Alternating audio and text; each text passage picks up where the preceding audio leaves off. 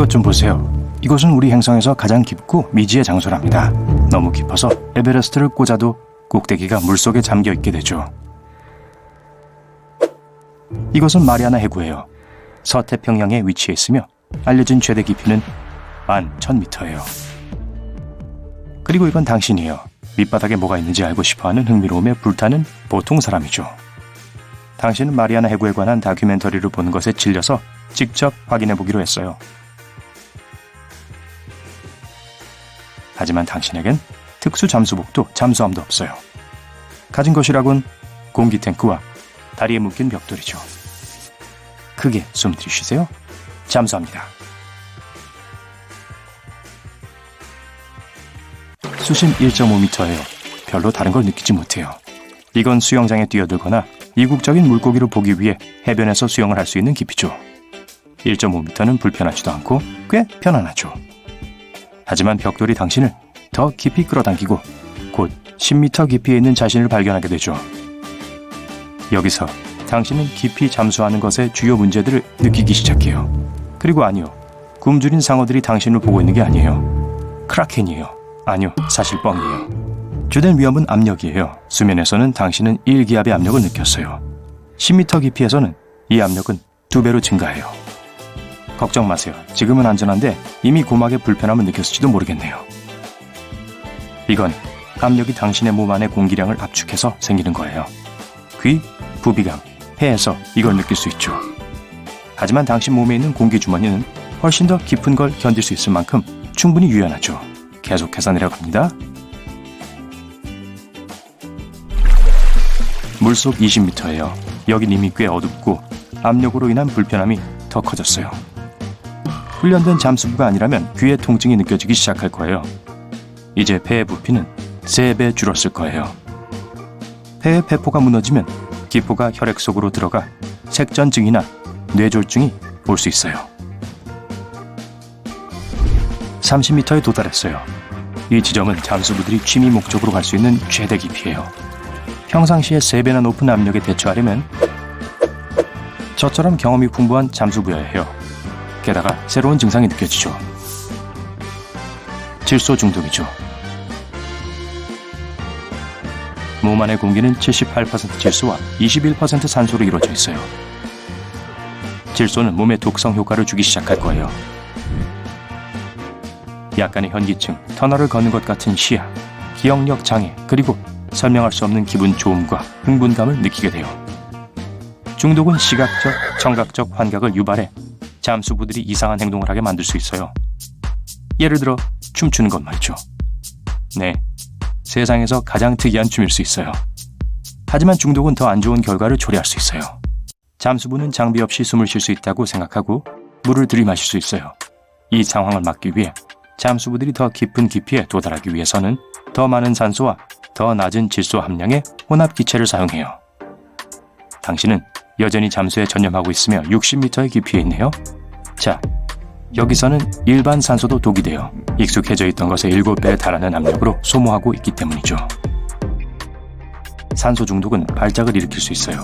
근처에 전문 잠수부들이 없다면 여러분은 곤경에 처할지도 몰라요. 이런 중독을 피하기 위해선 헬륨이 잠수 혼합 기체에 들어가 있어요. 하지만 목소리를 웃기게 하려는 게 아니에요.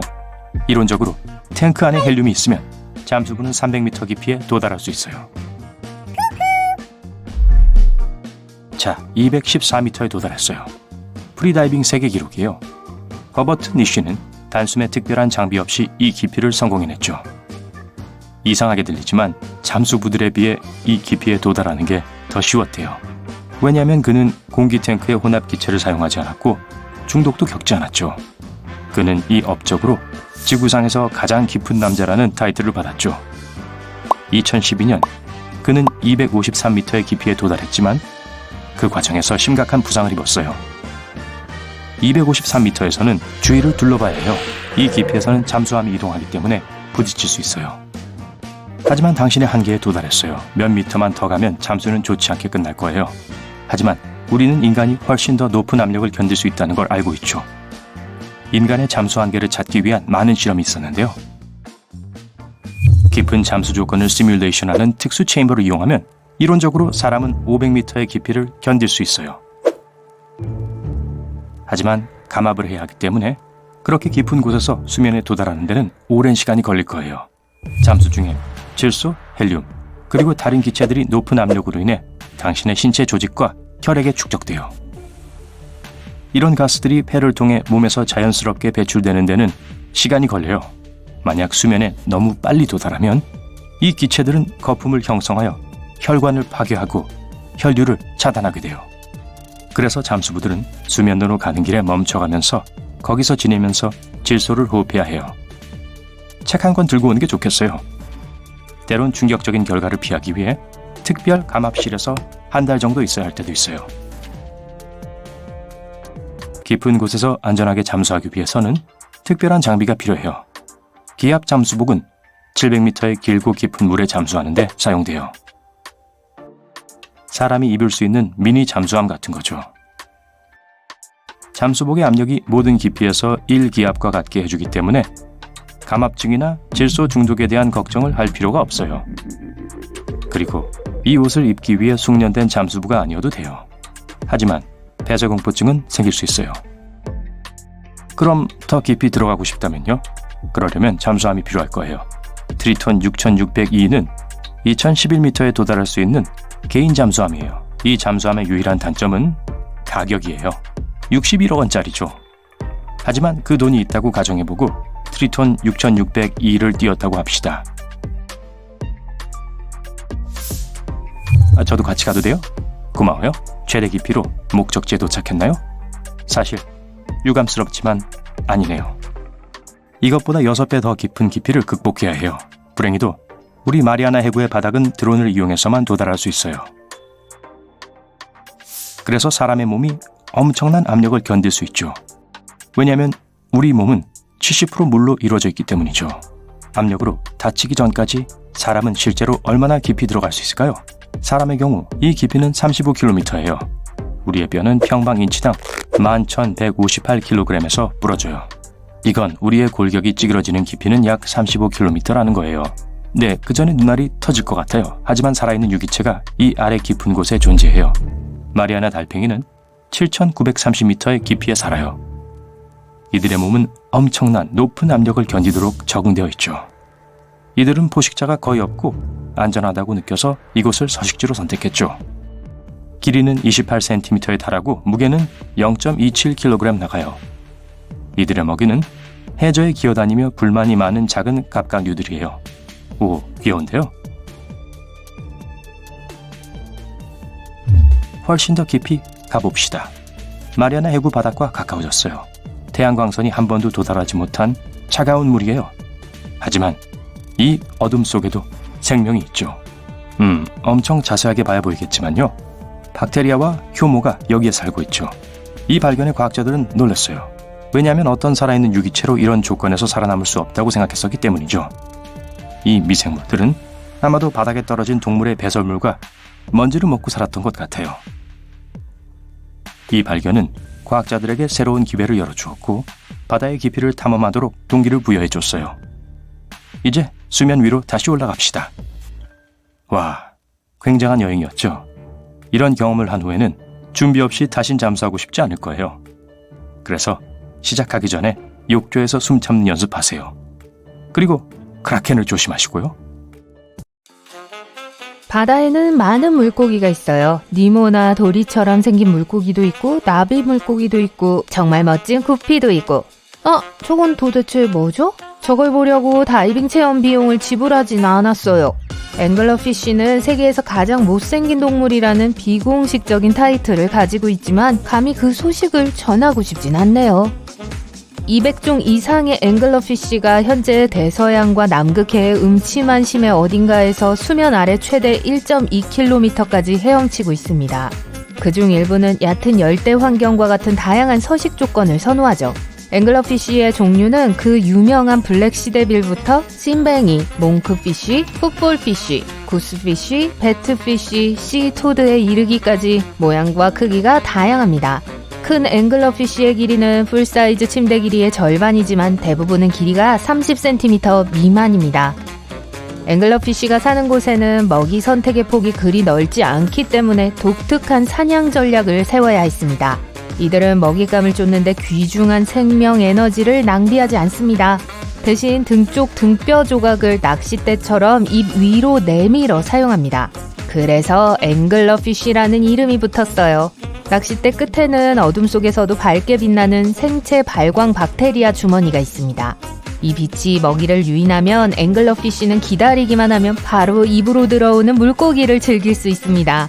앵글러피쉬의 몸은 유연하고 거대하기 때문에 쉽게 먹이를 삼킬 수 있습니다. 심해 앵글러피쉬는 발견할 수 있는 것은 무엇이든 먹습니다.